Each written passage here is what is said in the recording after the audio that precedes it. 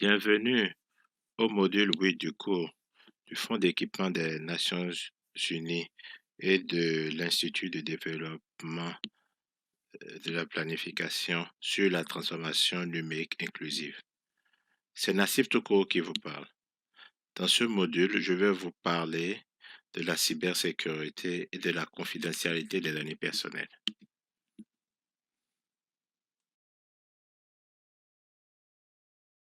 L'interconnexion accrue des systèmes et des appareils s'est accompagnée d'une exposition accrue à la cybercriminalité. On estime que les cyberattaques ont coûté 3,5 milliards US aux entreprises africaines en 2017, y compris les dommages directs, les perturbations post-attaque du cours normal des affaires et les pertes de réputation. Les coûts indirects de la cybercriminalité incluent la faible confiance du public dans la sécurité en ligne, ce qui fait que les gens hésitent à utiliser Internet et à effectuer des transactions électroniques. Cela rend également les entreprises d'autres continents moins disposées à acheter en Afrique ou à y sous-traiter du travail. La cybersécurité est fondamentale pour préserver la croissance économique et la sécurité nationale des pays.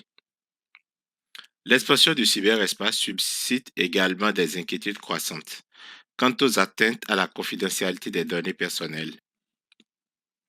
Le partage ou la vente des données personnelles sans consentement peut également causer un préjudice important aux personnes.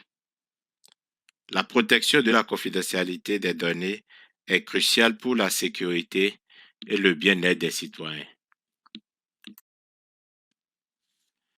Le matériel de cours vous fournit un certain nombre de définitions que je vous encourage vivement à lire. Parmi celles-ci, je n'en mentionnerai que quelques-unes. Cybersécurité.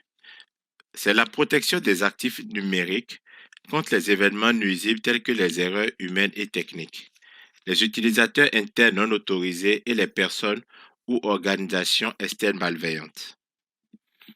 La vulnérabilité est considérée comme une faiblesse qui peut être exploitée par un acteur de la menace, tel qu'un attaquant, pour effectuer des actions non autorisées dans les systèmes et réseaux informatiques. Le logiciel malveillant, spécialement conçu pour perturber, endommager ou obtenir un accès non autorisé aux données d'un système informatique.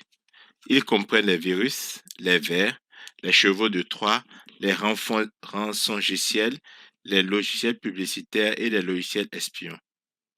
Les données personnelles, c'est toute information qui se rapporte à un individu qui peut être directement ou indirectement identifié. Les noms et les adresses électroniques sont évidemment des données personnelles, mais on y trouve également des données telles que la race et l'origine ethnique, les données relatives à la santé et à la sexualité, les données biométriques, les données génétiques, la localisation, les revenus, les performances, le comportement, les préférences, les croyances religieuses et les opinions politiques. La confidentialité des données personnelles fait appel au droit des individus à choisir qui a accès à leurs données personnelles ainsi que la façon dont elles sont traitées.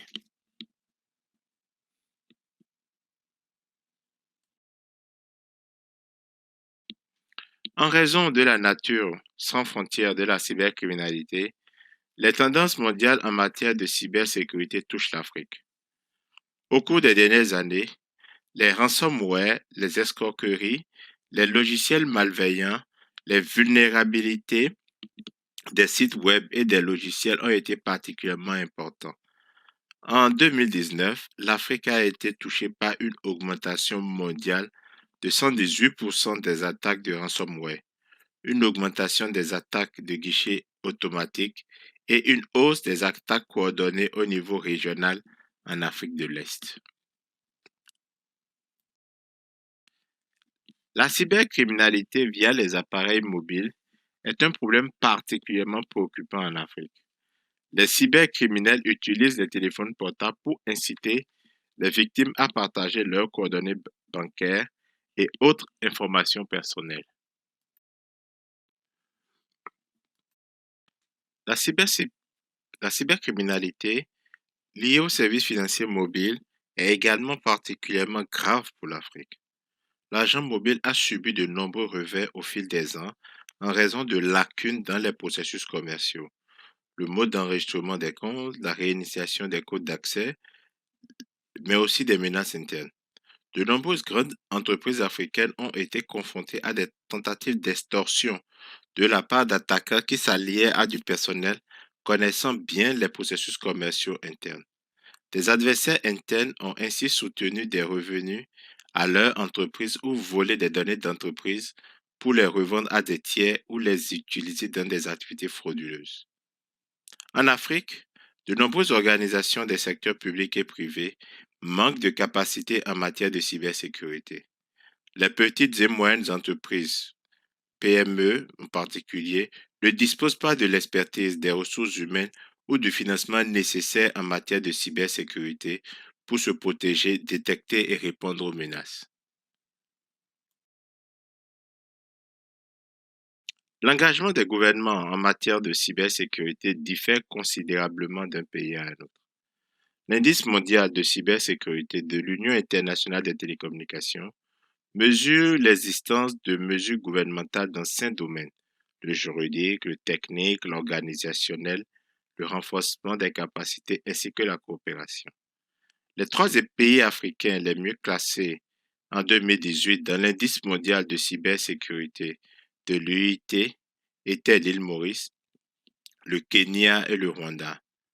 Selon la CNUSED, 39 pays africains disposaient d'une forme de législation en matière de cybersécurité en 2020. Une grande partie de ces progrès sont très récents. L'un des principaux obstacles à l'adoption et à la mise en œuvre de stratégies politiques, lois et réglementations en matière de cybersécurité est le manque de sensibilisation des gouvernements, des entreprises et des citoyens.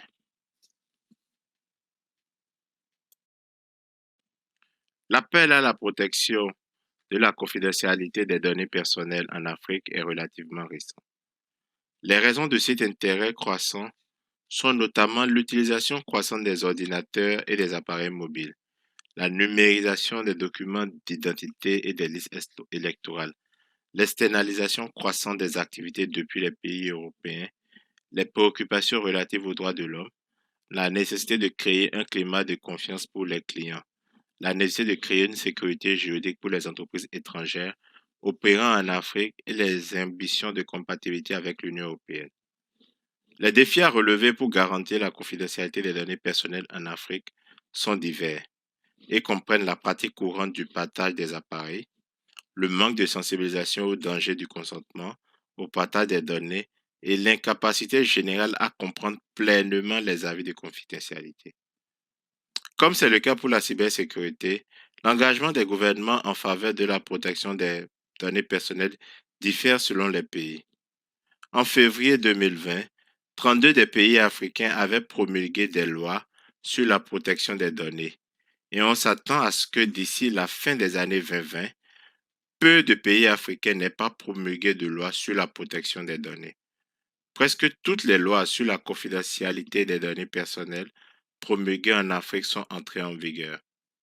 Toutefois, la mise en œuvre n'est pas pleinement effective dans 15 des 32 pays, car une agence de protection des données distincte d'un ministère n'a pas été nommée.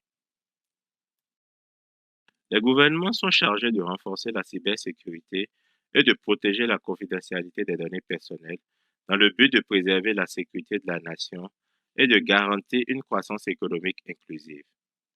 Pour élaborer une stratégie nationale de cybersécurité efficace, ils peuvent s'appuyer sur le guide de référence de l'UIT.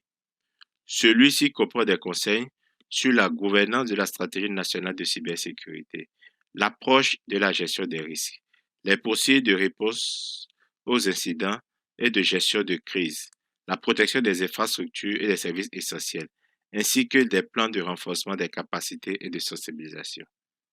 19 pays africains disposent actuellement d'une stratégie nationale de cybersécurité ou sont en train d'en préparer un. Pour préparer la législation sur la cybercriminalité, les pays africains se sont inspirés d'un certain nombre de documents. Il s'agit notamment de la Convention de Budapest sur la cybercriminalité qui a été ratifiée et de la Convention de l'Union africaine sur la cybersécurité et la protection des données personnelles plus récente, également connue sous le nom de Convention de Malabo. Dans les supports de cours, nous examinons les raisons possibles pour lesquelles la Convention de Malabo n'est pas encore en vigueur. Pour préparer des lois nationales sur la confidentialité des données personnelles, les États se sont généralement inspirés des normes et obligations issues d'accords sous-régionaux. Il s'agit notamment de la loi type de la CEDEAO, des lois type de la SADC et de la CEEAC et du cadre de la CEA, tous issus du projet IPSA, Harmonisation des politiques des techniques de l'information et de la communication en Afrique subsaharienne. La Convention de Malabo couvre également la confidentialité des données personnelles et l'Union africaine a récemment publié des lignes directrices sur la protection des données personnelles pour faciliter la mise en œuvre de cette partie de la Convention. Les normes africaines, en particulier CEDEAO 2010, SADC 2013 et Malabo 2014, ont toutes été influencées par les instruments européens.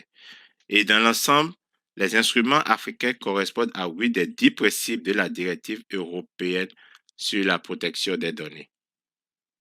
L'élaboration et la mise en œuvre de stratégies, de politiques, des lois et de réglementations nécessitent des investissements importants de la part des pouvoirs publics dans les équipes d'intervention en cas d'urgence.